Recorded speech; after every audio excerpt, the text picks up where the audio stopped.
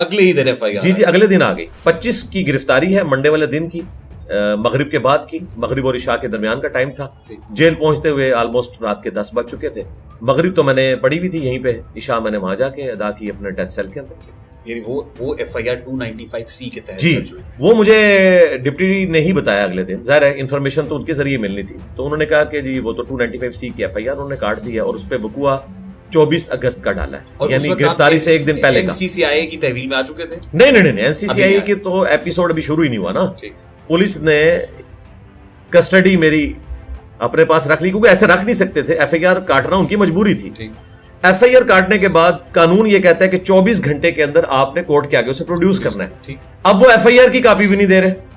हमारे जो मुखालफीन है उन्हें खुश करने के लिए तो उन्होंने वो FIR दिखा दी, लेकिन हमें अटेस्टेड कॉपी नहीं मिल रही थी।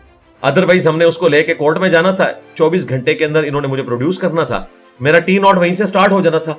अगर इन्होंने मुझे जेल भेजना था या NCCIA के हवाले मेरी कस्टडी करनी थी तो T0 वहीं से स्टार्ट हो जाता, लेकिन इन्होंने वो FIR हवाले नहीं की। और फिर यहाँ पे भी हमारे जो जेलम में लीगल टीम के लोग थे उनको शायद इन्होंने कोई झूठी तसल्ली इस तरह की दी। उन्होंने कहा ठीक है 12 रबीउल अव्वल गुजरेगा तो मामला सीधे हो जाएंगे, लेकिन ऐसा नहीं हुआ। 25 अगस्त की गिरफ्तारी है, 26 को FIR काटी है, डेट उस पर वकुआ की 24 डाली है। हालांकि 24 को कोई ऐसा वकुआ नहीं हुआ था। वो जो पॉडकास्ट थी वो तो 1-1.5 महीने पुरानी थी।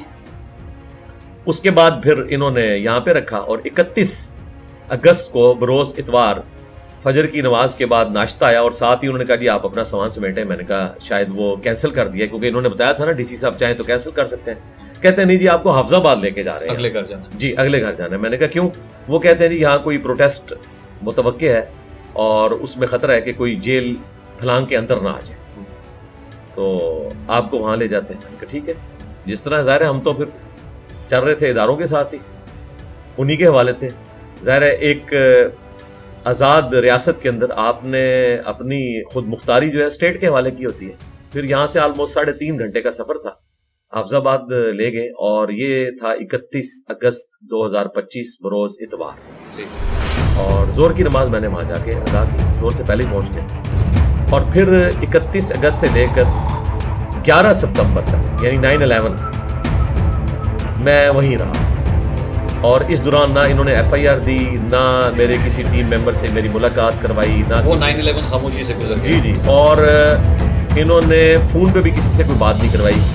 बाकी जो ह्यूमन डिग्निटी में रिस्पेक्ट है वो सारी उसी तरीके से थी जिसने देनी चाहिए, ड्यू रिस्पेक्ट सबकी तरफ से। और सबको ये पता था कि ये गलत हुआ, लेकिन ज़ाहिर है वो एक कानून को सब लोग उबे कर रहे थे। 11 सितंबर को इन्होंने फिर बताया कि जी रात को DC साहब ने आपका MPO कैंसिल कर दिया है और अब आपको जेलम अदालत के सामने पेश करेंगे। पेश क्यों करेंगे कि FIR कटी हुई है, और FIR कब की कटी हुई थी? 26 अगस्त की। उसूलन इनको 27 अगस्त को पेश करना चाहिए था। तो ये जो 14-15 दिन है ये सारे के सारे फालतू खूब खाते डाले, क्योंकि ये तो उन्होंने कटी हुई थी या बैक डेट्स के अंदर काटी? नहीं कटी हुई थी, आप तक नहीं पहुंची। हाँ, सोशल मीडिया पे थी, लेकिन हमारे लोगों को ये नहीं दे रहे थे। उल्टा ये कह रहे थे कि हम इसको बस जो है वो सील कर दी है। और मीडिया पे थी तो आपकी लीगल टीम इतनी इनकॉम्पिटेंट थी कि उन तक नहीं पहुंची। जाहिर है कि ये लोग, माफ कीजिएगा मैं नहीं बिल्कुल आप सही कह रहे हैं, मैं आपके साथ हूँ, बिल्कुल मैं आपके साथ हूँ। तो मैंने फिर अपनी वो लीगल टीम चेंज कर दी है ना। मेरी लीगल टीम आप इस वक्त जो है वो आप देख लें, उन्होंने वर्ल्ड रिकॉर्ड कायम कर दिया है। 295C में 103 दिन के अंदर ट्रायल से पहले बंदा बाहर आ गया। पाकिस्तान की हिस्ट्री में ऐसा नहीं है।